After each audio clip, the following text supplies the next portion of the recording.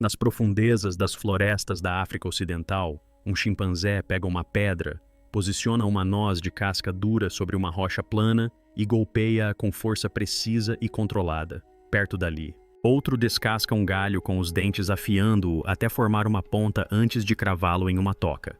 Se algo nessa cena lhe parece desconfortavelmente familiar, não é por acaso. Durante gerações, os cientistas presumiram que o uso de ferramentas era o fator determinante da humanidade, a fronteira entre nós e tudo o mais.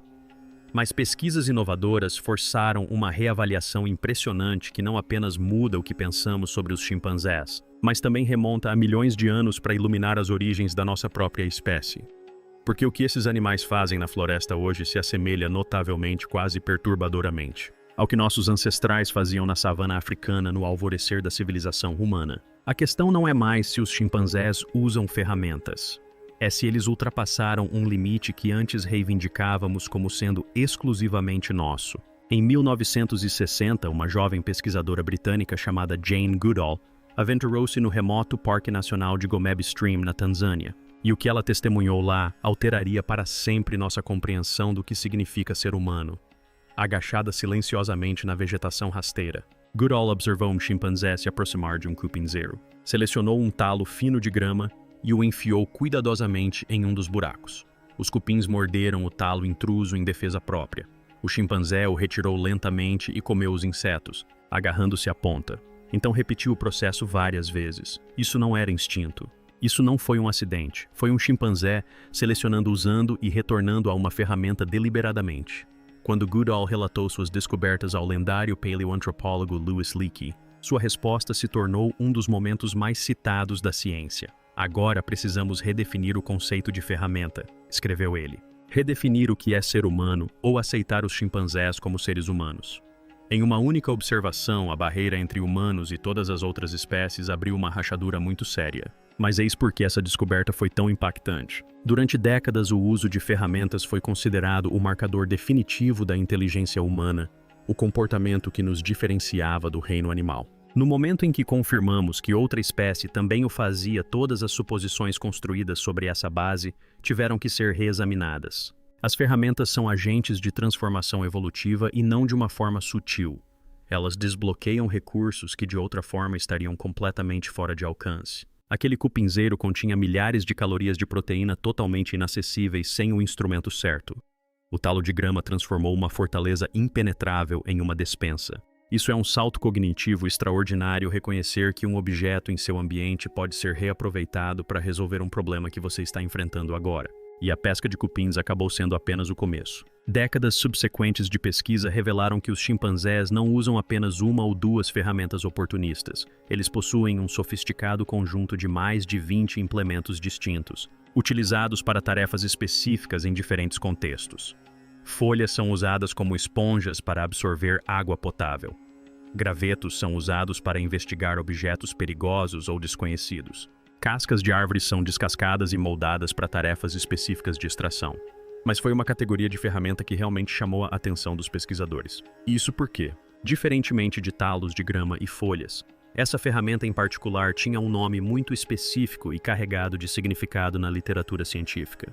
Ferramentas de pedra não emprestadas, não acidentais, selecionadas deliberadamente. Posicionadas deliberadamente e usadas deliberadamente de maneiras que começaram a levantar questões incômodas sobre uma fronteira que os cientistas presumiam ser intransponível.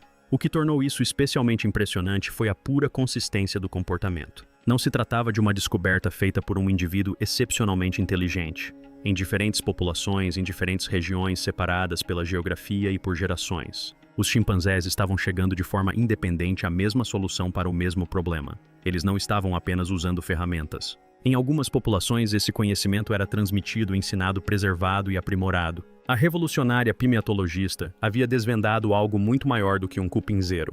Ela revelou que a história do uso de ferramentas, a história que sempre contamos como a história da humanidade, era mais antiga, mais abrangente e muito mais compartilhada do que qualquer um ousara imaginar. E as ferramentas de pedra estavam apenas começando a ser compreendidas. Caminhe hoje pelas florestas da África Ocidental e você poderá se deparar com algo que se assemelha a um sítio arqueológico.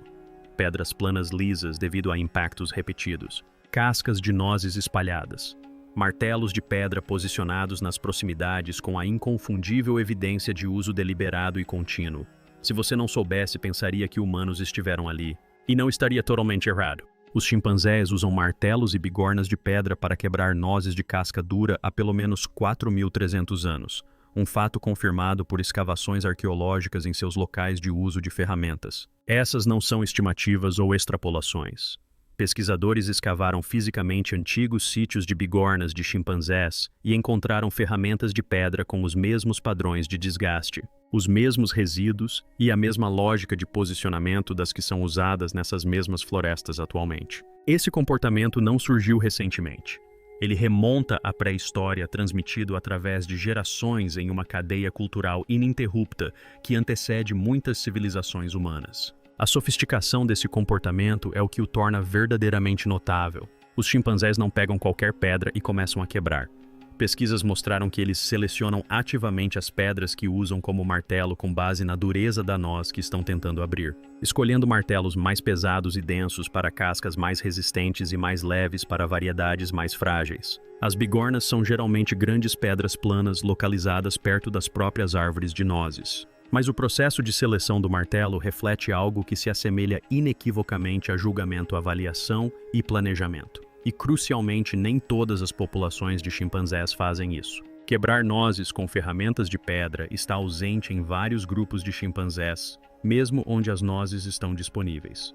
O comportamento não é instintivo, precisa ser aprendido, transmitido socialmente de uma geração para a seguinte, tal como uma tradição cultural. Populações que vivem em ambientes onde a escassez sazonal de alimentos é mais severa tendem a explorar essa técnica com mais intensidade, o que nos revela algo importante. A necessidade já está moldando a tecnologia dos chimpanzés assim como moldou a nossa. Mas martelos de pedra são apenas parte da história. Os chimpanzés também fabricam lanças não metaforicamente, mas lanças de verdade. Eles selecionam galhos resistentes, quebram-nos em um comprimento adequado e usam os dentes para morder e desgastar a ponta, transformando-a em uma ponta afiada. Em seguida, usam essas armas para caçar. Mais especificamente, eles as cravam nas tocas escuras dos gálagos, pequenos primatas rápidos que seriam impossíveis de extrair manualmente, golpeando-os até matar o animal e então usando a lança para recuperar a carcaça. Pense no que essa sequência comportamental exige: selecionar o material certo, modificá-lo com um objetivo específico em mente e usá-lo para acessar presas que de outra forma escapariam. Ser completamente inalcançável. Isso não é oportunismo, é premeditado. Curiosamente, essas lanças parecem ser usadas exclusivamente para caçar presas em locais escondidos. Nunca foi documentado o uso delas por chimpanzés uns contra os outros.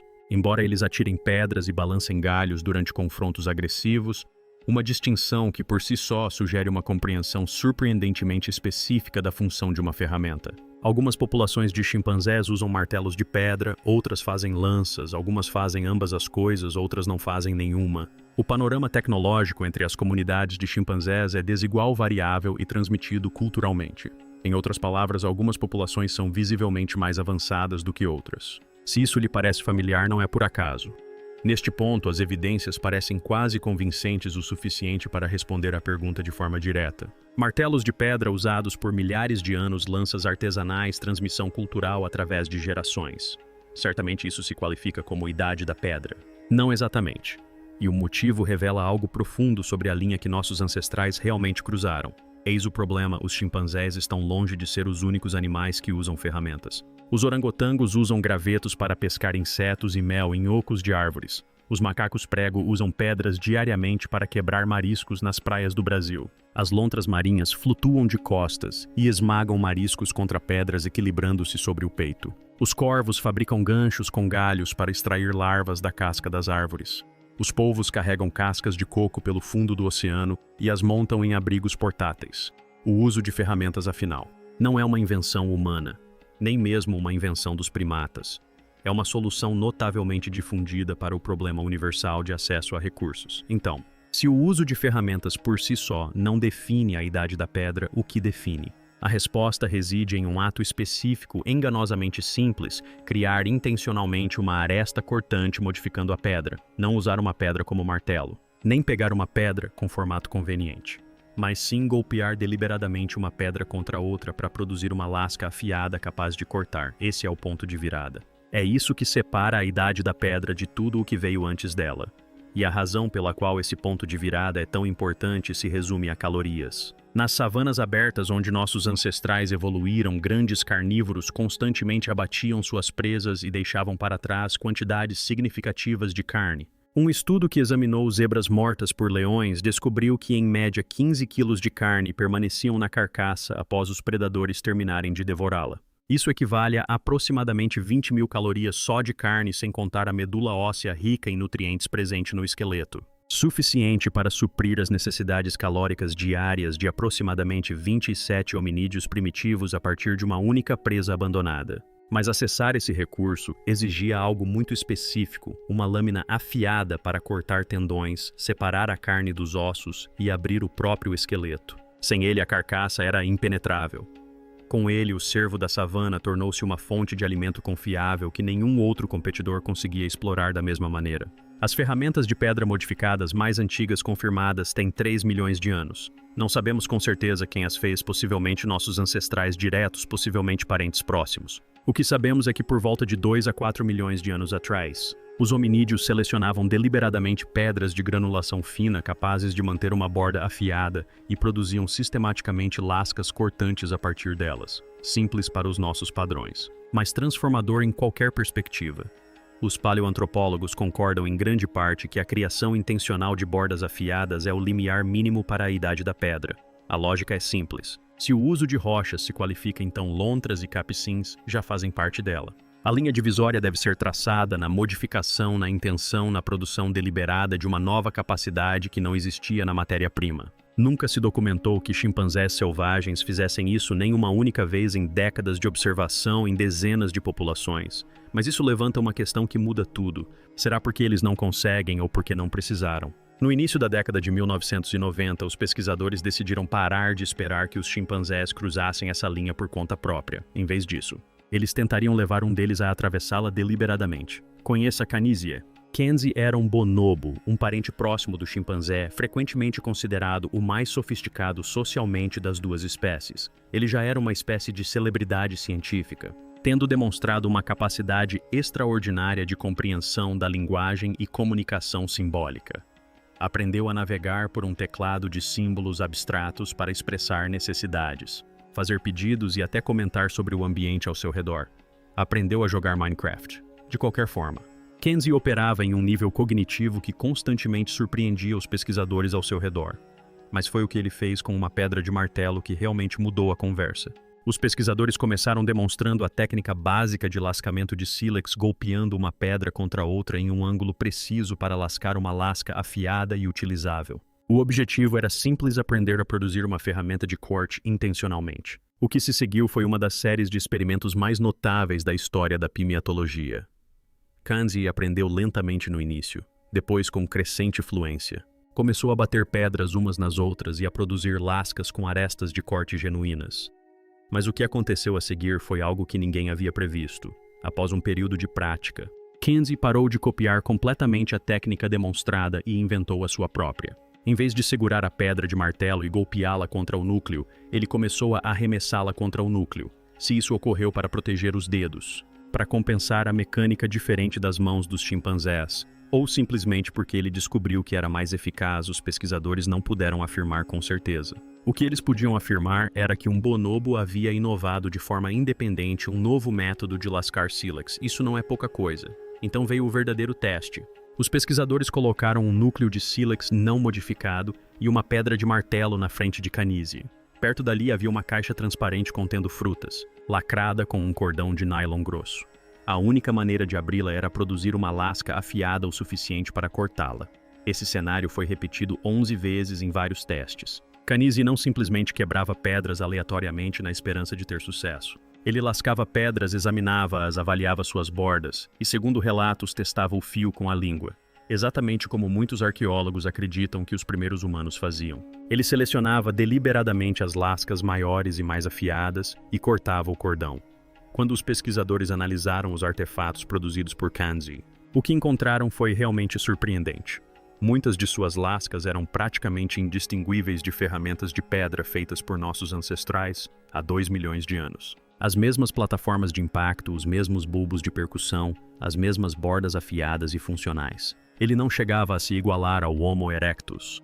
Seu ângulo médio de lascamento era de cerca de 90 graus, o máximo em que a pedra se fratura, em comparação com os aproximadamente 80 graus que nossos ancestrais consistentemente alcançavam. Essa diferença é significativa. Isso nos mostra que Kanye entendeu o conceito sem dominar completamente a mecânica, mas o conceito estava lá inegavelmente, inequivocamente presente.